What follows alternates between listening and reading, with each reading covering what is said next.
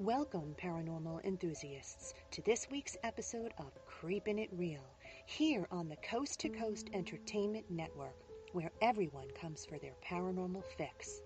Real people, real stories, in real time. So glad you could join us for some ghostly gab. I'm your host, Eleanor Wagner.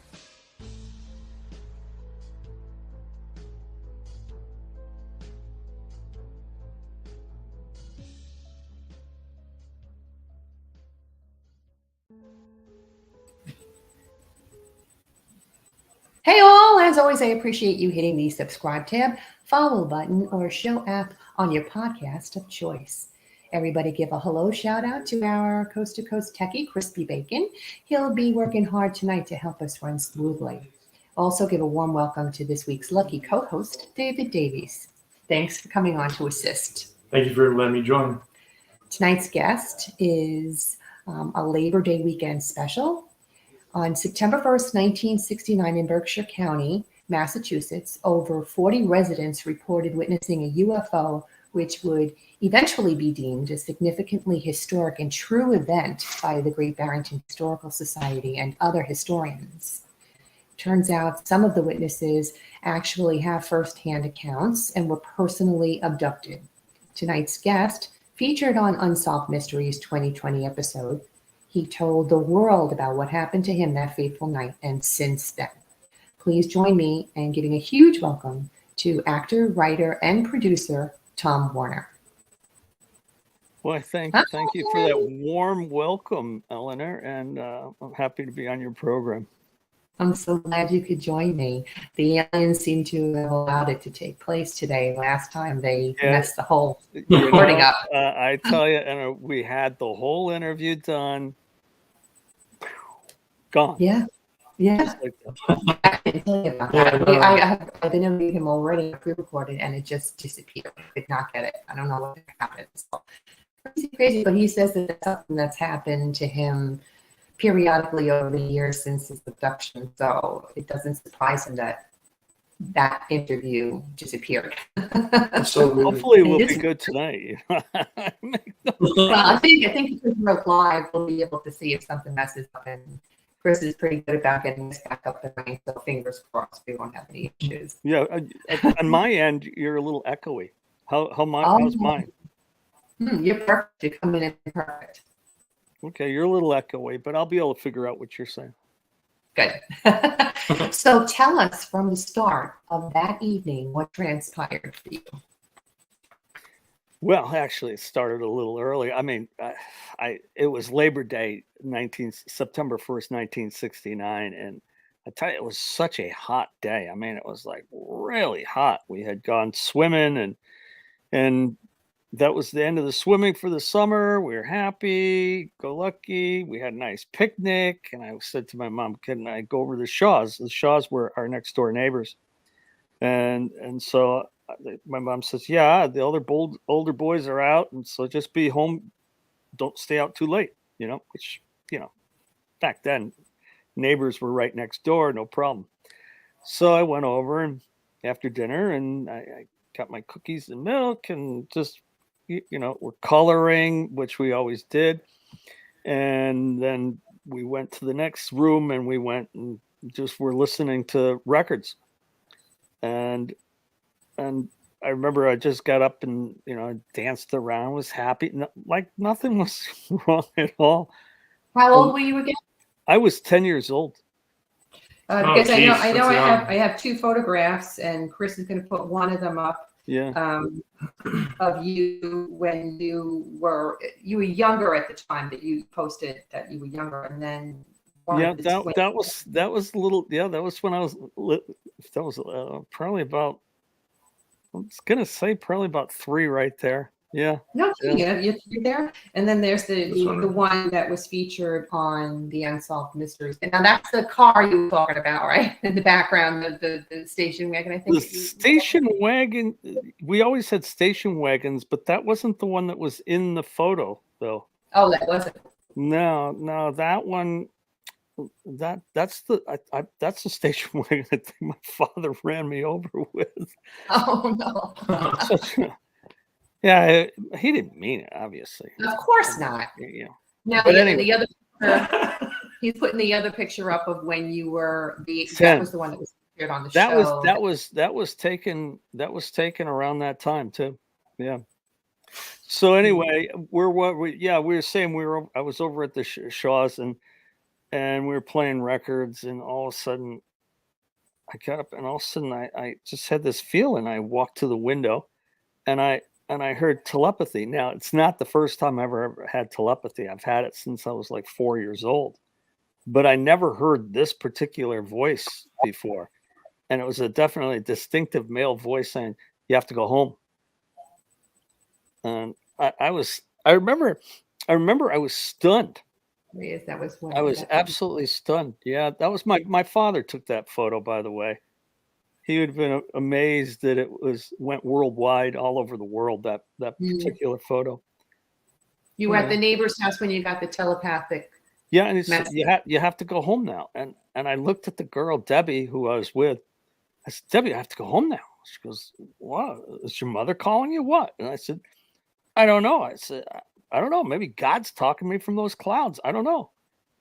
And I just was in a complete panic. And I ran out of that room into the next room, which led you to the kitchen where her grandmother was by the window and her sister was on the phone. Her sister Jane, who was in the show, she testified during the Unsolved Mysteries. And I said, "I have to go home. I have to go home." And Jane goes, Tommy, what's wrong?" I said, "I got to go home." And I was just like total panic. And I ran out of the kitchen, and you'd go into another room, and then the next room after that was a coal room, and then you went out a long hall, and you were out of the building. And I bolted out of there like I was shot out of a shotgun. And I ran across the driveway, and all of a sudden, all the sounds disappeared, like the katydids and the crickets, and all the sounds just disappeared. It was like complete silence. And I felt kind of like calm but scared, and I just had a feeling that something was off to my left. And as I turned my body, there was a beam on me, and I thought I was completely calm. But the from the grandmother's perspective, as she was told to me later, that I was running in a beam, but I wasn't moving. And I just thought I was like, when I thought I was running and I was calm, I wasn't moving. And then all of a sudden, I'm looking at the UFO. My hands jerked back, and I was gone. Just gone. Next thing I know, I was on a UFO. You said others were taken aboard just as you were. I mean, I know Tom Reed, and there was a woman. I don't remember her name, but yeah, there was Melanie, but then there was another. See, I never remember seeing Tom. It could have come later because I believe Tom Reed was abducted. I believe his story. I actually interviewed him for a while because I did a painting that's in the Roswell UFO Museum, and I combined his story and my story together, and actually used his face in the painting because at that time I didn't want anybody to know about it. I just I wasn't doing anything, So anyway, Melanie is the girl that you actually recognized later on. Yeah, I did. When I see what happened was all of a sudden I'm there, and there's like this curved wall, and the first two were like, I mean, I'm just hearing like screaming and crying, just like total panic. And I kept looking down because I don't know who these people are. I had no idea. And then the third girl is on the wall, and I looked up, and I put my hand on the wall, and it's like a material, and I just telepathy. I said, "You'll be all right." And all of a sudden she screamed, and I jerked back around this way and looking off to my left. And that's when I saw Melanie crouched. Now, I didn't know it was Melanie at the time. I didn't have any idea who it was. But when I was a freshman in high school, I opened up a door, and Melanie was coming out the other way. I almost died. It was like, oh my God. I knew right away. I saw that face. and I actually turned around and find out who she was. And she had a brother who was going to be in Unsolved Mysteries, and he decided he didn't want to, and that's okay. There's a number of people who were going to be in that show that Right. last second they changed their minds. So Melanie did a great job stepping in for her brother and telling her story. But I just remember I just filed it away, because back then we didn't really talk about it.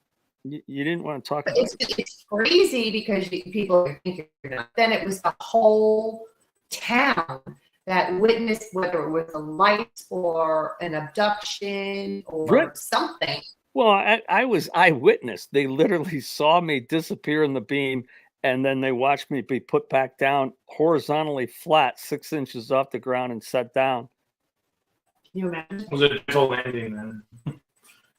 It wasn't a bad landing, I mean, Okay. it's just like 6 inches and then pop, I mean, Yeah. then I was held in place, and I heard telepathy again, and my brother's screaming for me. My brother, "Oh, run, Tommy, run!" I said, "I can't. It's holding me down." And to this day, I remember thinking, when we were kids, we'd play flashlight tag. You're it. You have a Yeah. flashlight. You're frozen. But this really held me in place. It was bizarre. And then telepathy said, "We'll be done in a minute." Now, whatever they were doing in the minute, I didn't, and they all of a sudden telepathy, we're done now. And then the beam went off. I rolled to my right, just like I said in the show, rolled to my right, stood up, looked at the UFO, and it slowly rose, and boom, it was gone. Just like in a flash, it was gone. It's just gone. And I looked at my brother and goes, "You can run now, Tommy." Oh, phew. I I flew into the house. I mean, the only thing I just remember a few things after I got into my house because I must have gone into shock until the next morning. Sheesh. And then the next morning, I saw my brother. He says, "Was it scary?" Yeah. And then I remember the next thing. I remember we were sitting down at breakfast. My mom was there, and every morning, Tom J came on. Tom J was the announcer for WSBS local radio, and it was very brief. He just said, people reported seeing a UFO all over South Berkshires, and I was like, "Shoot, I'm glad I wasn't the only one." Marvin didn't keep any of their records either, right? No, they didn't back then. They had a master tape and they just erase it and go on. And the local newspaper person, a local paper, he says, well, he didn't really believe it, so he didn't want to post anything on it. And the other thing was the Eagle never covered it. Hmm. But I will say this. Okay, so the UFO went from here in the Berkshires. Actually, it was seen from Long Island and then Connecticut because the girl Marisol Smiley, who was abducted the same night, she was the third girl on the wall. I didn't find out till she had Later on. contacted me, Right. and she says she watched Unsolved Mysteries and she was just frantic. And then she got a hold of me. She goes, "You were the third." She goes, "You're the boy on the UFO." And I said, "Send me your picture." And when she did, I said, "You were the third girl on the wall." And she told me things that you had to been there to know what she knew. No. And so, everybody has a different perspective. You got to remember you're almost in a state of shock. So you're trying to bring in as much information as you can because when the human brain is in a traumatic event, it records certain things, sound, feel, taste, sights. And depending on how traumatic the event, that's post-traumatic stress. Because if you can't get over it, it gets played over and over and over and over again. There's not enough brain bleach really for things like this. But we just didn't talk about it. The next day, my mother went over to talk to Graham Shaw, and she just says, "We're not going to talk about it." And he'll forget it. he'll forget it. Maybe he'll forget it, you know? And Mm, no, I was never gonna forget something like that, you know? But yeah. Why do you think you and those other ones that were brought on, have they been watching you for years? What did they do to you? Do you remember if they did anything? mm, Because I know a lot of people well say, well, the first time no, I have to say the first time, you know, the first time I was timed. I was only up there 7 to 9 minutes, you know, enough to have a good look around. And then the very I saw 2 aliens, I saw kids, but I also saw humans that were on that ship that weren't, you know, who one person, he was obviously in charge of the ship, and then he had a huh? little girl with him.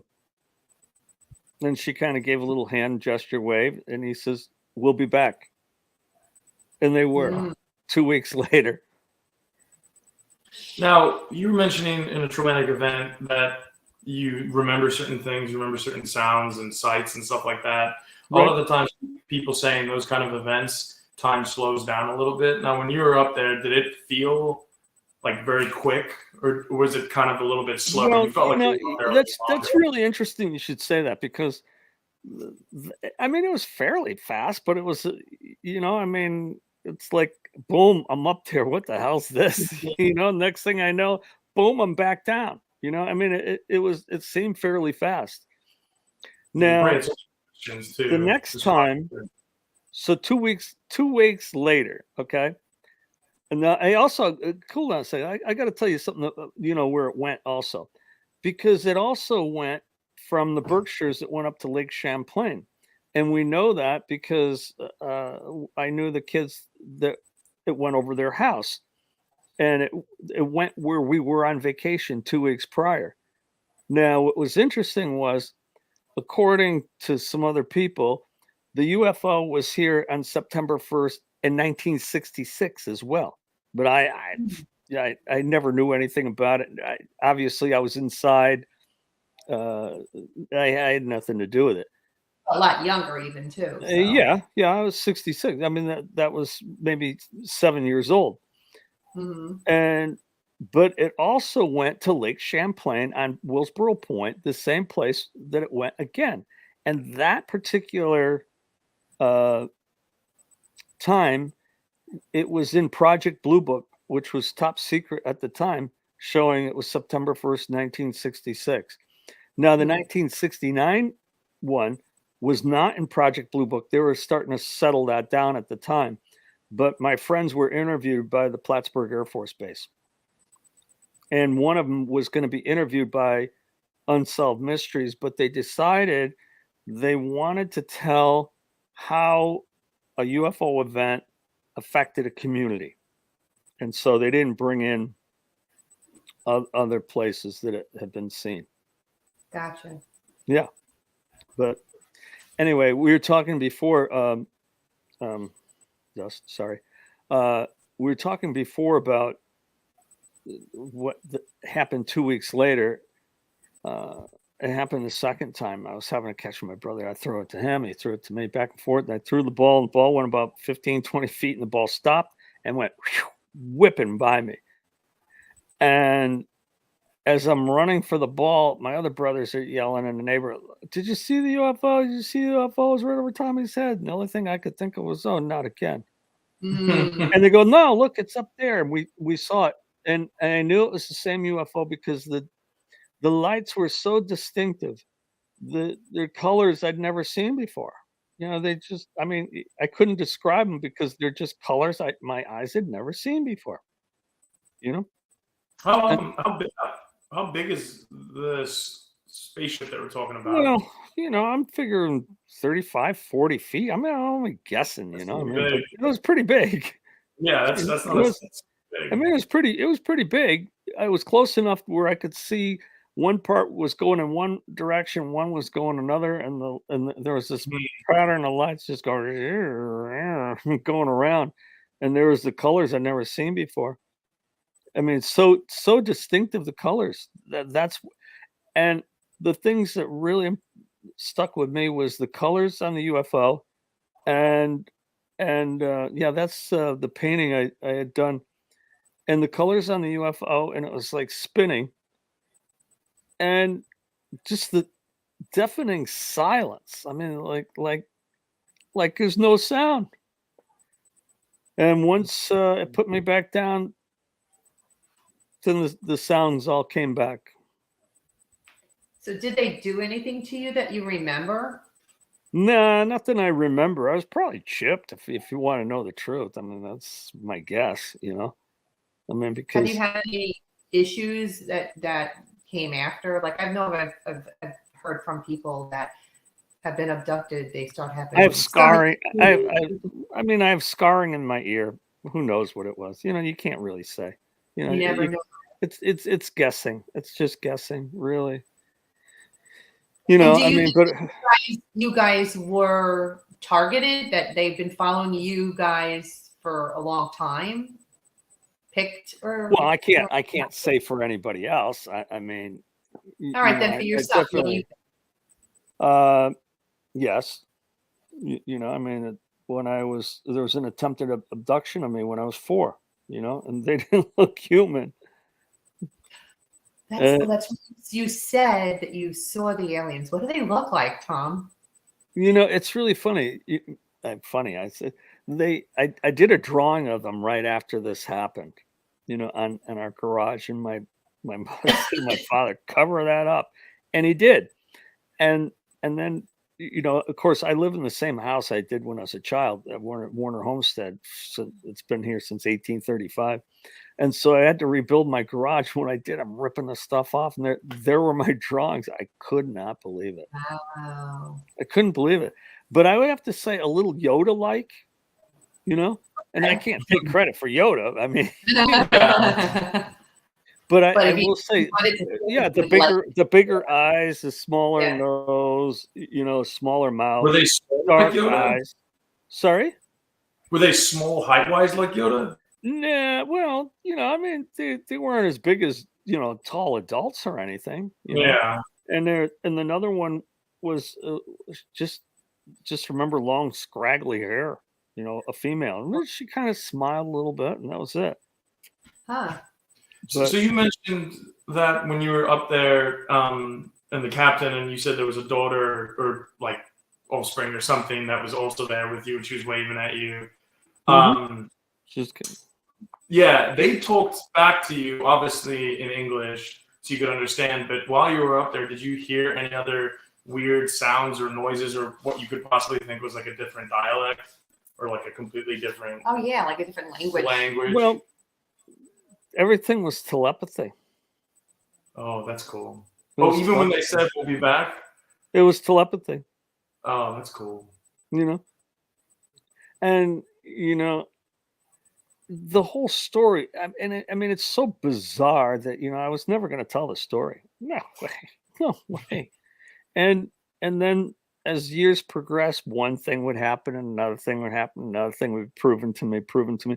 It's, you know, the doubting Thomas, you know, where you have things happen, and you go like, wow, this is crazy, you know. And I remember when I was in North Carolina, it was this is up in the Smoky Mountains, up the other side of Asheville, North Carolina. And I'm up on a mountaintop. It was a place. It was actually, I'm trying to think of the time. Fines Creek, I think the name of the town was. And I'm up on a place called Hurricane Ridge, and I'm sitting up there, and I hear this telepathy voice again. You have to go home. I'm like, oh my God, I'm in North Carolina. I'm like, are you serious? I said, I'm in North Carolina. You have to go home. Got off the mountain. I left the next day. And so what happened when you got home? Well, I drove back from North Carolina, and you know, I just wanted to be back for Father's Day, really. You know, I let my mother know I was coming. My father didn't know I was coming, and the truck broke down in Pennsylvania, and a guy helped me out. You know, terrific. Changed your water pump, everything. I'm gonna make it, right? I'm wide awake. I'm coming up to Taconic. You know the Taconic, Yeah. and you know how that's a windy, terrible windy road. Yes. Anybody's taking it, it's like a NASCAR track there. And I finally got off in a town called Hillsdale, which is 10 miles from my house. 10 miles, that's it. After driving all that distance, and I pulled into the town, all of a sudden I'm like, oh my God. I rolled down the windows. I'm slapping my face. Come on, wake up, wake up. Gee, you're only 10 miles from. I said, I got to pull over a second. So I pull over, and it's just this parking lot. And all of a sudden, the only thing I saw was a bright light for a split second. And I like closed my eyes, thinking I'm gonna take a little nap, you know. And that was like around 2 something. And all of a sudden I blinked. It was 4:45. So you lost all that time. Just like that. Just like that. And I'm like, that was bizarre. Now I'm wide awake, you know? I'm like, what the hell just happened? But I had no recollection. Nothing. I didn't know what to make of it. Years later, I found out that one of my classmates was coming the other way, and they had a UFO following them. On the same, coming right towards Hillsdale, and they had a UFO following them. And when we got talking, she goes, "Do you remember when it happened?" I told her, and I said, "The next day was Father's Day." She goes, "I know, that happened to us. We were out at about the same time." You know, I mean, yeah. So, boy, oh boy, I'd love to know what they. I just, you know, I didn't know or make head nor tails of it. You know, it's just one of those things, and you know, you just keep saying like, what the heck, you know, and one thing would lead after another, and I dismiss it. But I always remembered, you know, the first 2 times, you know, in '69, and it was like, you know, I just had bizarre things happen, one after another, after another, and after another. And eventually I said,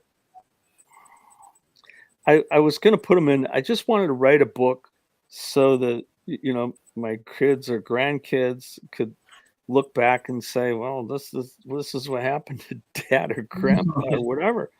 And I was going to, one of the gals that was this is the one up at Lake Champlain. Her name was Judy Clark. And Judy had heard I was on an interview. It was on Coast to Coast. I was actually on with Tom Reed at that time. And she was hearing me in Italy, and she's typing back, "We need to talk. We had the same thing happen the same night." And I'm like, I'm reading. I'm like, but we never talked about it. I mean, we were friends since we were probably, I don't know, probably 13. And you guys never talked. Never talked about it. We would sit out at night, and we'd look for shooting stars. I mean, we all were looking for UFOs, but would say, we're looking for shooting stars. We're shooting stars. You know, all these kids looking for shooting stars, you know, and never talked about it until that I did that interview. And then she told me what happened to them, and they were interviewed by the Plattsburgh Air Force Base, and you know, so she was encouraging me, you know, look, maybe we should write some of this stuff down.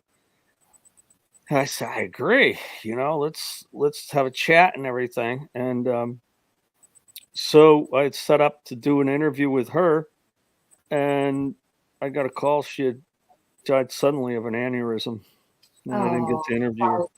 It was terrible. Yeah, it was really sad. So I got to talk to her brother Bill, and Bill was telling me his story. I talked to his mother. His mother since passed away, and she was saying that Bill was right under the beam, and he's yelling up, "Take me, take me!" Bill's a funny guy, you know.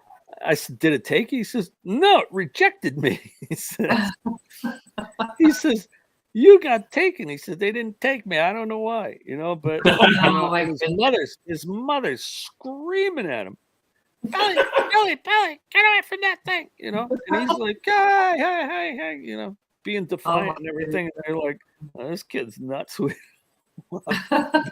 you know, Tom, you played hard to get. That's why they wanted you. I tell you, I just didn't. It was like, boom. Leave the building. We're gonna take you. You know, jeez. You know. I've shows you. spoken to two other people that have had similar experiences, and one of them felt extremely violated that they were taken, and it's kind of almost like a control thing. They are Yeah, controlling you, they and are. there's nothing you can do about it. Nothing. If you're going to be put through something, you're going to be put through it. That's it. Yeah. You know, I mean, that's, you know, I find it terrifying to know that there were humans that were on that ship that were collaborating with these beings. That's frightening. I found it. Well, I'm sorry. I found it comforting. Did you? Oh, Okay, absolutely. why? If you saw the aliens, you know why. Yeah, I mean, they're human. You know, I mean, I could relate to a human being. You know. Well, you know what's funny? Actually, the whole thing is this. The reason these things happen were they were from another planet. So what's the lesson? The lesson is that if you can get other humans to understand that there are other planets that are out there, and this is one particular planet, you know, everybody goes, "Oh, there's aliens. They're the same alien." You know, no. There's so many different aliens and species and Oh, I things believe that. we don't know. We don't. Yeah, but anybody tells you they know, baloney. But this I knew that what they were, and the whole thing was to know that there's another planet. I'll put it this way. Okay, so when you were a little girl and you're Dave, you're a little boy or whatever, and you remember some of your birthdays when you were a kid or events and everything, and the human brain's like a movie. You can bring back memories just by thinking of them, and so we have this inner movie that plays. Like, for instance, uh, if you were to die or damn close to it, your life's going to flash before you. And now I know that because it happened to me when I was 17. So at 100 miles an hour, I was in a crash at over 100 miles an hour, and in that time, my whole life flashed before me. So how is it that can be slowed down speck by speck by speck by speck, and it plays as a movie? But with me, I have two movies that play. And the second movie is of another planet. Now, how they put that in me, your guess is as good as mine. But I can distinctly see where that was. What does it look like, Tom? Just like Earth. Does Just it like really? Earth. Yeah. Though technology was different. The cars, they floated. Just floated. That's it. They didn't even touch the ground. They just gone. Makes electrical cars look like nothing. You know? but when you think about it, though, so my lesson's always been for people that you know, if you think back in time, like for instance, like Wright brothers, and they have the plane. It's like, okay, and off they go. Carolina, first in flight. And then, whoa, the first in flight, and okay, we went 100 yards. Great. Now, if you went back further in time to when the Europeans first came here, to the Native Americans, they saw the sail ships, right? They thought they were gods. They couldn't believe it. These white big things are floating, and you know, they'd never seen anything like that. So technology is over time. So when we see a UFO, all of a sudden, for instance, it went across Lake Champlain on September 1st, 1969, across Lake Champlain in 1 second. That's 23,000 miles an hour. 23,000 miles an hour. Mind blowing. Gone. Just gone. A phenomenal speed. You know, and that's the one thing that some of these congressional hearings and everything, they talk about the incredible speed, and we can't comprehend it. It doesn't matter that we can't comprehend it. What we can comprehend is this, is we learn more and more about time all the time. Every minute, every time somebody's coming up with something. For instance, they discovered tachyons. Tachyons are the fastest known measurement of time. So fast it can't even be seen. The only reason they know that they were actually there is they left a trace after they're gone. Tachyons. Now, 50 years ago, they would have never known anything like that. But yet, science is always progressing. And when it progresses, the only way we're going to progress is if we take care of this planet, because we are screwing this up big time.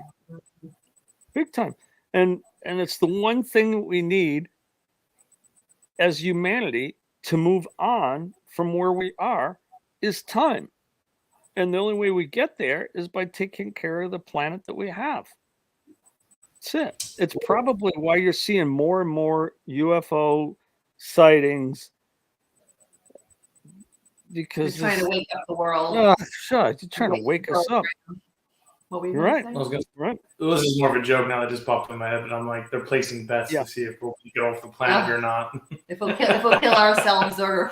No, what I was gonna say was, I figure I'm flying out of here. So. Well, yeah, you got a ticket already. Let's go get Tom. Okay, come on, you can get. I was actually gonna say that. I don't know. There's a point in which I think it's coming up soon too, where if we don't start going a little bit more I don't know, this is a big political thing too, but if we don't start taking care of the planet and going a little bit more green and all that jazz and stuff, if we don't start doing that and heading in that direction, right? Why do we politicize it? It's crazy. Oh no, it's just I don't even want to get into that side of it. But if we don't stop, I mean, it's just I don't look at anything. I look at things from a human perspective. That's it. It's just a human perspective that I look at things from. How do we treat each other? I mean, I look in Ukraine. I mean, how can you even consider yourself a human being when you're blowing up children? I mean, that's awful. Yeah. Just awful. I mean, myself, I believe I've had these experiences so that I can tell others it's okay. I came forward to help other people because, I mean, people are either going to believe you or not. It doesn't really matter to me what people think. But there are so many people that come forward and they're so thankful that I came forward, so. I said that to you about the ghost thing too. I share what I and if somebody believes me, they believe me. If they don't, they don't. I really don't care. I know what I've seen, what I've experienced, and you want me to tell you the story, I'll tell you the story. You could take it or leave it. I really don't care. I'm not trying to convince anybody. You walk into your room and you start telling a story, and I mean, I just went to a family reunion for this. It was the Burkhart Burgett family, and they were a famous family. And this is through my grandfather's sister, who became pregnant by one of the boys, and he got upset, and then he shot himself, and he was blinded. But then his brother committed suicide because he had all girls. And I'm telling the story how I became, why I was there. And I said, and his body went whooshing by, whoosh. And everybody's like, and I'm telling us, and they're stunned. And I didn't even get to tell them the part that the rope swung back and forth after my fall, and tell them, I didn't even get to tell about his ghost. That was enough, so people, it's really interesting. People like to hear the stories and they don't like to hear the stories. It's like people will go to a car crash because it's like they can't believe it. That's like, oh my God, it's a disaster. And it's the same thing with UFO stuff. they want to know details. They don't want to be there themselves, you know. I mean, growing up, I never had people really come to my house. You know, they really didn't. They kind of knew about me. They didn't. We didn't talk about it, but they knew about it. You know. Didn't some people have to move out of the town because they were not accepted after the whole alien abductee thing? Well, you probably talk. Are you talking about Tom Reed? I don't know. I don't remember who I'm talking about. I think he was saying that they left Sheffield. I mean, Okay. They moved up to Great Barrington, which is about 6 miles. You know, so I don't know what happened down there. I have no idea. But you stayed, so that's. Oh, you know, Left. we've been in the same house since 1835. You know, Yeah. Wow. It's generations. You know, so we weren't going anywhere. That's why they know where I am. Mhm. I had to sit up. Oh. In 2015, a monument was erected at the site of, it was, I think, Reed's abduction, right? At the bridge. Yeah, some of his people that supported Tom, you know, they had a monument. It was huge. It was huge. I think I have a picture of it. I'm gonna. Yeah, it was huge. It was there it is. It's. There you go. So okay, Yeah. so you see how the bridge is there. That's actually, it was on town property. But so they told him, look, you got to move it. So lo and behold, they had. I was asked would I go down and find the new location for it, and the town manager said they get out a tape measure and go down so far, and it was, she was citing the wrong bylaw, which I knew at the time, and I just, you know, she just found a different area for it, and So they did relocate it. They put it somewhere else. they put it further down, but then when they went to do a construction, redo the roof on that particular Bridge. the covered bridge, they had to do a survey, and survey says it's still on town property. Oh man. So they said, nah, you got to move it again. And you know, then they were at loggerheads. Oh my gosh. So this is at the time we were going to film Unsolved Mysteries. They're going to pull it out of there just when they're going to film.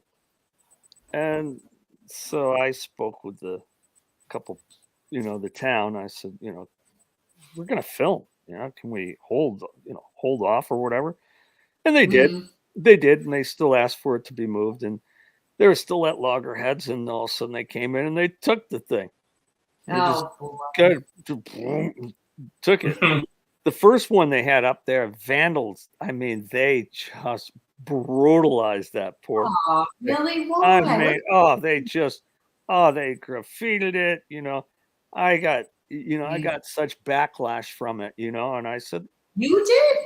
Oh yeah, yeah, because they were calling us wackadoodles and all this stuff, and I said, hey, this is, you know, this happened, you know, and so you had one group from one historical society that didn't want it, and then you had other people that were in favor for it, you know. So I don't get it. It's bringing attention to what happened, but it's also bringing attention to your town. It's putting you guys on the map. Well, that was actually in Sheffield. That wasn't in Great Barrington. Oh, okay.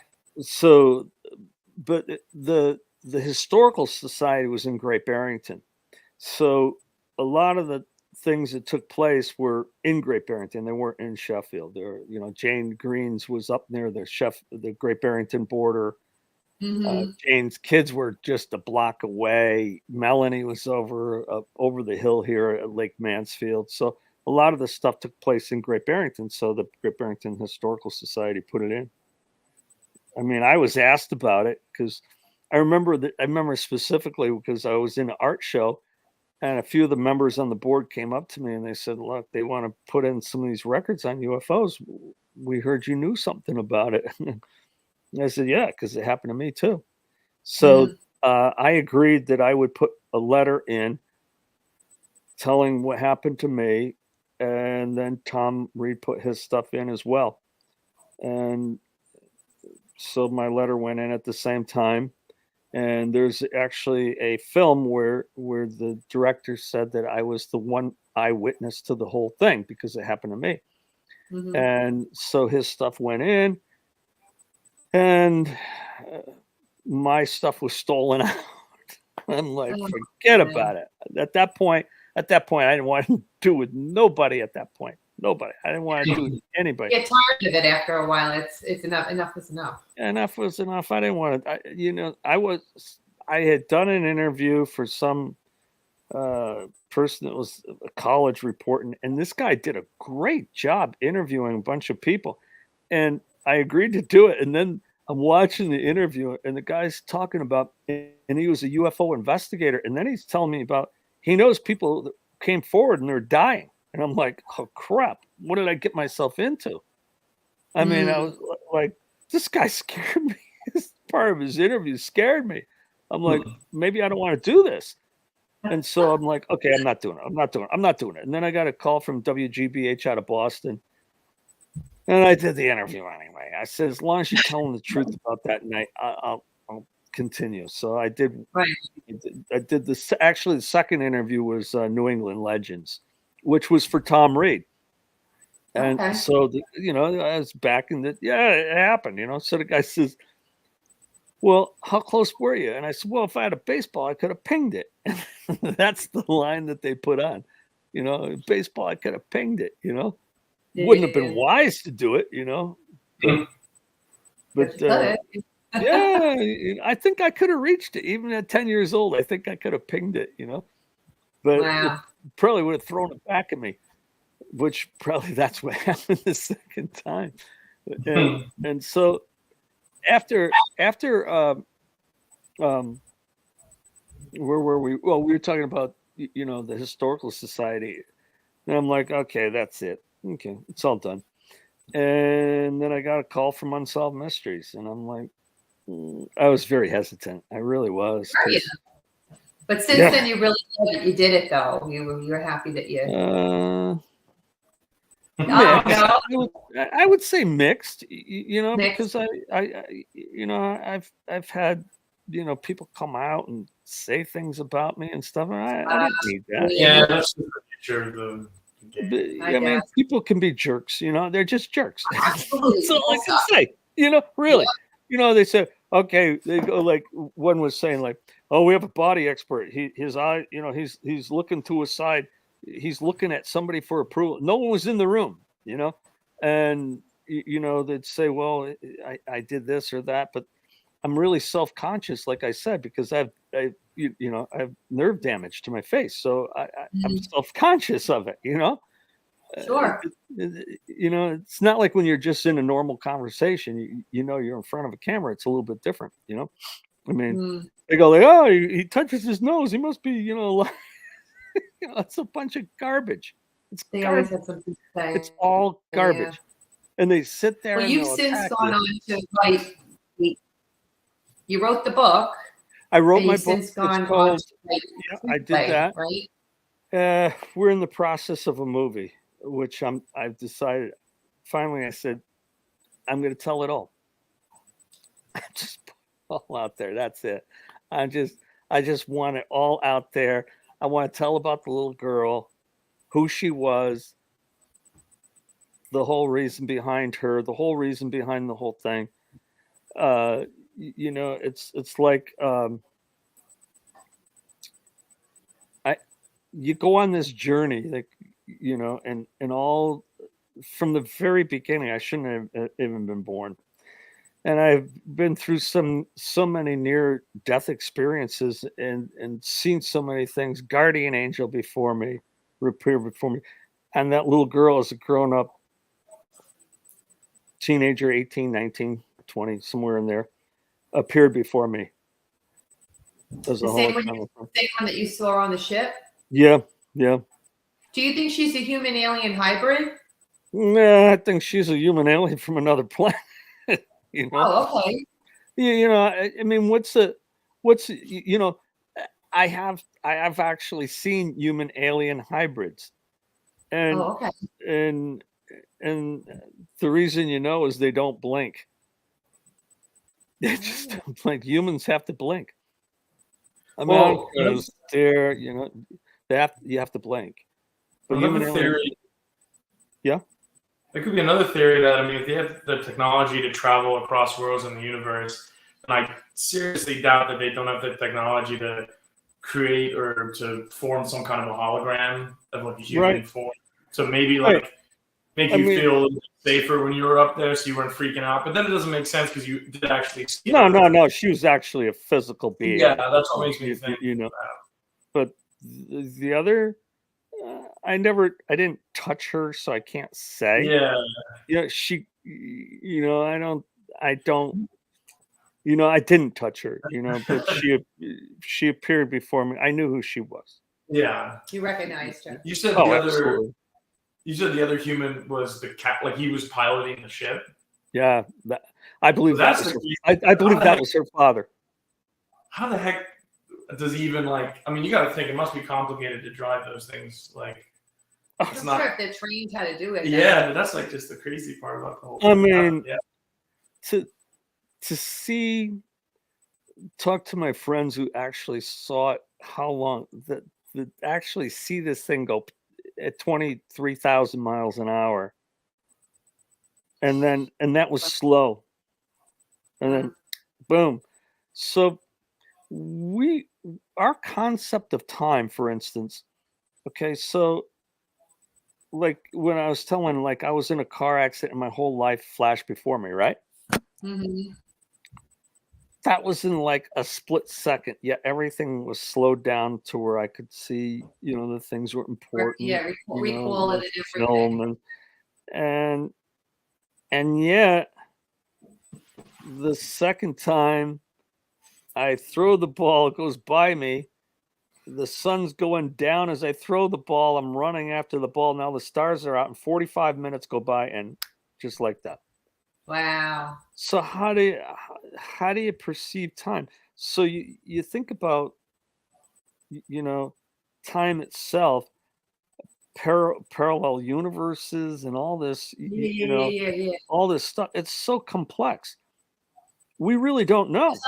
I've learned so many different things after doing this podcast now for these years, talking to people that I never even imagined. I had this one idea in my head about something, and it went just so far. And then now talking to these people, it's even further. It's like, you're kidding me. You can't not be open-minded. You have to have that. I've seen everything. I've seen from holograms in front of me. I've had human aliens. I have a note from a human alien, which is in my book. It was confirmed by someone else who was in the government from the saying. The conclusion of my movies that really was the payoff for me in my life. Really was, which I'm not going to give away. No, of course not. When is this all coming out? Is this? I knew you were. Well, it's a slow process. I mean, I'm amazed how slow a process is. First of all, everybody wants to be your friend. Everybody wants to make your movie, but they want to make a movie. They don't want to make your movie. They want to make a movie. So it's a slow, careful process, And I ended up writing my screenplay. I just couldn't get anybody to do it the way I wanted. When you finished it, I remember you were. I could have written 5 books by the time I wrote that screenplay. It's very complicated to write. It really is. It's really tough. I have such a great respect, and the strike that's on, the woman that is going to help polish it, you might say, at the very end, because it's never done until you're on set, really. So I do have a writer, Michelle Joyner. She was in Cliffhanger with Sylvester Stallone, a good friend, and so she's advised me, and Josh Kessler, who was assistant to the director on Unsolved Mysteries, and who's a director as well. And Josh has been very good helping me advise me and everything. So I've gotten good advice and everything. It's we're just trying to get it over the line so we can, shoot it. We're hoping to shoot it next year. It's like I don't want to wait anymore. I just want to tell the damn story, get it done, so I can just go hide. I'm gonna go hide. You want to do it right, so just be patient. I want to do it right. I did it so I could help people. Because there's so many people out there, who have had experiences. Even on that night, there 4 people came forward. 4 people, not Melanie, not including Melanie, but 4 different people who said I was on that UFO that night, and they don't want to talk about it. They're not going to. They're not going to go prominent. In fact, one is a famous writer. Really? Like, Tom, I'd destroy my career if I came out and talked about this. He says, but I've been in therapy since I was a kid. Wow. Have you ever seen anything strange? Like what? Well, yeah, like a UFO and a flying object. I've never seen anything alien strange. I have seen some weird, like, I feel like in my mind, like ghost / like demonic stuff. Right. And but that's I live, we have a lot of sightings of UFOs, but in 2006, my daughters were out in our backyard. Now, at the time, the development was fairly new. There weren't a lot of houses, and they were night swimming with the kid from the other block, and they come running in the house. Mom, we saw a flying saucer, and they're grabbing me to go outside to see this thing. But obviously, by the time I get outside, it's gone. It's gone. So the writer and me takes each of the kids, brings them into the house, puts them in a separate room, gave them paper and pencil to draw what they saw. And they all drew exactly the same thing. And I actually put that in my first book. I put the page that's amazing. Yeah. Often that's what like the Air Force did, is they separated the kids all the time. That's one of the reasons what they probably did for that reason, Yeah. I mean, but I did my drawing. That's it, My father just covered it up, Well, your book cover is your drawing too. Yeah, that is my drawing. It's just, remember, that's the exact spot. I'm looking over at it right here. That's the exact spot, So yeah. I go by it every day, And you're reminded of it every day. every day. In fact, no, you're part of the Coast to Coast. I did an interview on Coast to Coast, and the pictures of where I had an orb, where I'll tell this story real quick. You like that? So somebody asked me to give them a ride down to the bridge. Now the bridge that's the place where Tom Reed was abducted, right?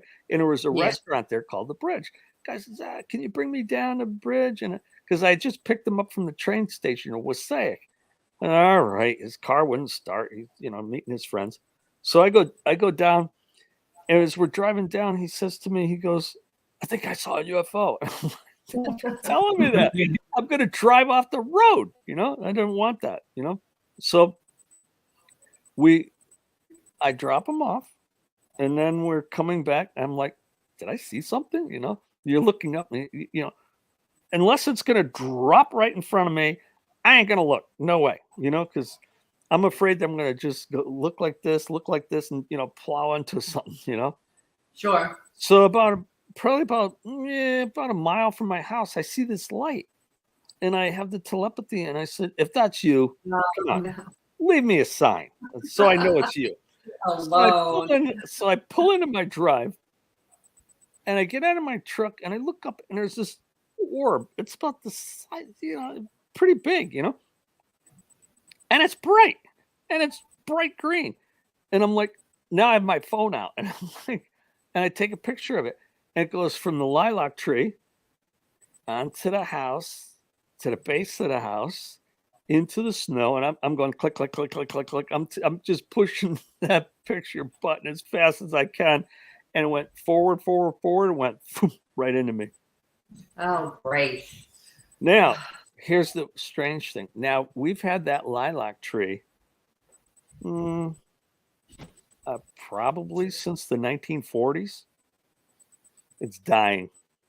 Oh. It's like all it's like, Hmm. and it's it started about that time. All of a sudden, it's like Right. Then it's just not. I don't know. Maybe it got too much energy. I don't know. I have no idea. Yeah. I'm hoping it comes back in the spring because we love the lilacs. I mean, it's like could have landed on the roof or something. Yeah. Had to go through the lilac. Had to mess with my lilacs, didn't it? No. Jeez. But yeah, but so I'll try to get the movie out. I always tell people, I'll have people stop by my house, bicyclists stop by my house, and people want to talk about it, and I'm willing to talk about it anytime, because it's the same thing. It's saying, look, we're not alone here. Nope. We're not alone. I mean, it's absurd to think that. I was just gonna say it's pretty crazy. Some neighbors that were the ones around. It's absurd to think that we're alone in the universe. Yeah, it really is. And I'm looking forward to that movie. Oh, right? Yeah. Hopefully, I'll when I have more news, I'll obviously let you know. And, I'm on Facebook, and people ask me, how's it going? We're past the screenplay. The screenplay is going through analytics. If it comes back on a high score, it'll be easier. If it comes back with a not so high score, then it won't be so easy. But we'll give it a go. We really will. And I believe I believe in fate. I really do. And it's like, I mean, I've had so many people come up and thank me for coming out and telling my story that it's helped them. And if that's it, that's a great feeling. Great. I'm sure. Great. If you can help your fellow human being, that's what you do. But awesome. And it's like you're getting out and you're telling your stories, whether they be about UFOs or whether they be about ghosts. People have ghost stories. I'm telling you. You don't think we don't have them in this house of 1835? You got to be kidding. No, you told me. Oh my God. I get patted, like Tommy. I've had people come and say, "Thank you. Now I know I'm not crazy." Right. So, and it's I'm like, sure there are people that think that I'm crazy, but it's like I have this. I'm being tapped, right? I'm thinking, okay, that's my cat George. Crap, that's not George. Like, okay. And I don't even respond to it. Last August, we were at a mansion called Burn Bray Mansion in Glens Bay, and a ghost cat woke me up. I thought it was an actual cat. We're like in your bed? Yeah. Like it jumped up like a cat would and like needed you? Yes. Oh, that's we weird. were like laying in the room, the door was shut, and I actually thought it was the owner's cat. And, and they were laughing at me. They said, "Oh, you actually got the experience the ghost cat." I'm like, "Yeah, it woke me up." Have you thought about this? Because I thought about the relationship between the two about ghosts is that it's ghost is about after the human being dies and the energy level is still there. So you have to ask yourself, they don't want to leave. How does that energy level stay? Maybe it wants to stay. Yeah, exactly. It wants to stay. Right. Yeah. I mean, like, I mean, I've had relatives who were pretty mischievous. I'm sure they would love to stay and haunt the hell out of me. I mean, and I had this, I did when I was young. I'll tell you, you'll love this story. Okay? So we'll go a little longer here. So when I was young, I had a janitorial service, right? So the woman says to me, "No one wants to work," and all this. I go, "Yeah, hey, listen, I'll work. I guarantee you, I'm not going to quit." First night there, all of a sudden the vacuum goes off. I go back, I figure unplugged it. I go back to get to the vacuum to the thing. The vacuum goes back on. I turn around, the vacuum goes back off. I'm like, that's it. There's a ghost in here, right? And it just got worse and worse. And I'm like, I could just sense this thing I'm gonna show myself. I could just sense it. I knew it, you know. It's like the most mischievous, not a mean, but a mischievous ghost. So this one night, I'm cleaning the place, lightning storm in the area. The first bang knocks out the power. Now I'm on the 3rd floor. Oh. I gotta go down after this, right? The next flash, I had a complete human being 10 inches in front of me. Oh. And I'm like, and part of me, I tell you, I kind of laughed. And I'm just like, wow. I said, nice to see you. I said, I gotta go. And I got the phone. I'm like, okay, I'm cleaning, I'm out of here, right? So the next day, the woman says to me, she goes, you know, you didn't do a very good job cleaning. I said, I know the power went out. And I said, I swept as best as I could in the light. That's all I had. The power went out.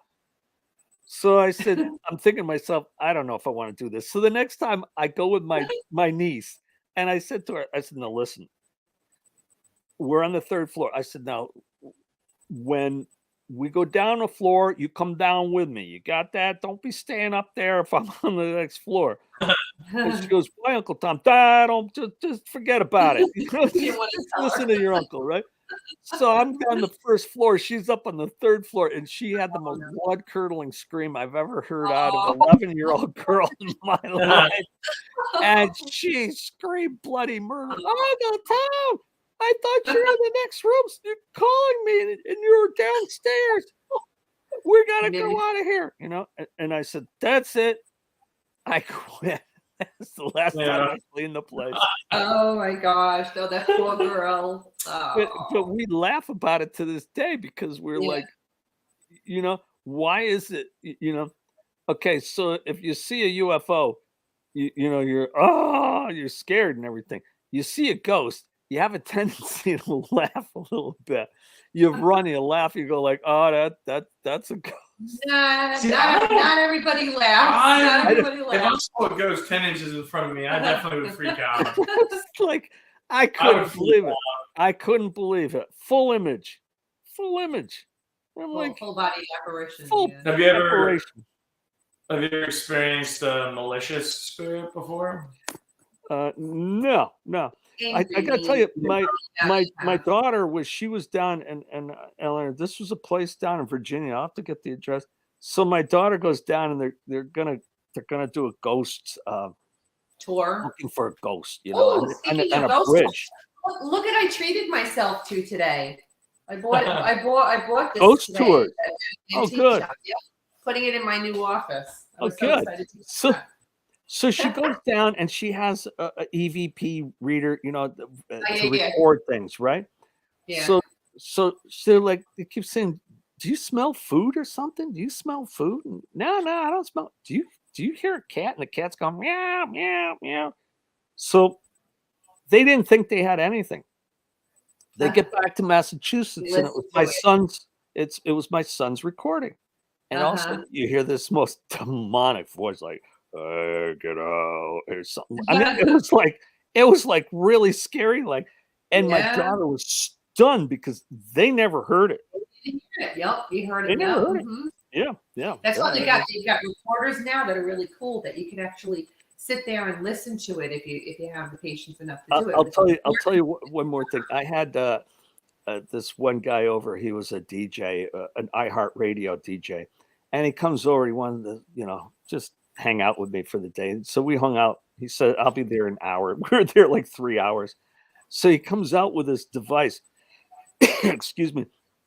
And he says to me, now listen, I had this, it never goes off, he says, but it's supposed to be if you've had something like if you have a chip or something in you, it'll go off and stuff. He says, it's never worked, but can I try it anyway? I said, sure. And he goes up along my side and he goes, brr, brr, he goes right off. So I guess that was a little clarification there. He was stunned. He was stunned. He goes, "Oh my God!" He says, "It's never gone You off." do have a chip. Well, if you wanted to know for sure, I guess that was affirmation, right? Well, whatever it was, that his thing went off, and he was stunned. He couldn't believe it. Right. It's like, okay, another guest that won't be back. If Well, the Tom, ghost don't scare him, the UFOs do. You know. What's that? I said, if the ghosts don't get him, the UFOs do. Yeah. You know, Well, it's this a was lonely really life. It's a lonely life I live here at the homestead. I gotta tell you, Yeah. it's Sounds like good. You know, it's good when some friends like you come over and you talk to me through the thing. You know, wait until you come to my house and say that stuff. You know? Eleanor, it was a pleasure. It really was. Paranormal team. Bring the whole paranormal team and we'll come up to the house, to the homestead. Yeah. You know, and I just want to say to everybody out there, you know, keep an eye on the sky, keep your mind open, you know, and be respectful of other people that have had experiences, because you never know when it's going to be your turn. You have an experience, and you're going to be thankful that we're respectful of others, you know. So I say the same thing with the ghost stories. There are skeptics out there that'll say, no, until it happens to them. And then they're like, I didn't believe, but now I do. So you never say never. You never say never. Never say never. And remember, you know, especially when it comes to ghosts and they're not believers, you say, you know, maybe you'll come back as a ghost and then you're going to be really disappointed. Yeah. That's right. Karma. That's right. It's a bitch. Anyway, Dave. Well, thank you. Dave, really it was a pleasure. And Eleanor, thank you so much for having me on. Keep those aliens from keeping us from malfunctioning. This probably never recorded the whole thing. Probably like, what's wrong with Eleanor's? What's wrong with her program tonight? You know, but it is true. You can tell everybody we did this interview before, completely done, and you were gonna go back and edit it. And what happened? It wasn't there. I got like the first part, and as soon as I started recording, it was gone. That's weird. What the heck happened to it? And then I messaged him. We did was we went live. I'm telling you, it's the best thing. Yeah, exactly. Oh, yeah. So thank you so much. It was a pleasure talking to you again, and keep in touch. Thank you for everybody listening in. And Eleanor, you have a great program. Okay, and I appreciate everything you do. Okay. Thank you. I appreciate it. Thank you. Bye-bye. And to the listeners out there, if you like listening to this weekly episode and you're into all things paranormal, check out my other show, Eleanor Wagner's Strange and Scary World podcast, out of the Paranormal UK Radio Network, which is available wherever you get your podcasts. And if any of you are interested in reading any of my books, you can find the links to them on my website, authoreleanorwagner.com. I write about the history of the town and location, add the paranormal story to the mix, and finish it all off with photos and evidence. And I'm excited to share that I now have t-shirts available from both my Creepin It Reel and Strange and Scary World podcast. Anyone interested in getting one, email me at authoreleanorwagner.com. They're $15 each. Lastly, viewers, tune in on Thursday, September 14th, when Todd, Sean, and Nate from Middle Aged and Creeped Out podcast join me for some ghostly gab. And thank you, David, for joining me as a co-host this week. It was a lot of fun. Wasn't it? Was interesting, right? Yeah, I hope I added some good little questions. I'm sure you did. It was a fun experience. Yeah, definitely. So good night, all. Kriska's going to play that outro for us. See you in 2 weeks. I hope you've enjoyed this little journey down my own personal nightmare alley. If you're one of those people who experiences the paranormal and has stories of your own you've been filing away over the years, I want to hear about them. And if you're a part of a paranormal investigative team, even better. I'd love to have you on my show. Got a questionable photo? Send it in. Would love to have an open discussion here amongst the professionals. Reach out to me at authoreleanorwagner@gmail.com. Enjoy our soundtrack music, Headless Horseman by Alexander Nakarada, promoted by freestockmusic.com. And remember, no ghost story is better than a real-life ghost story. Until we meet again, make sure you're creeping it real.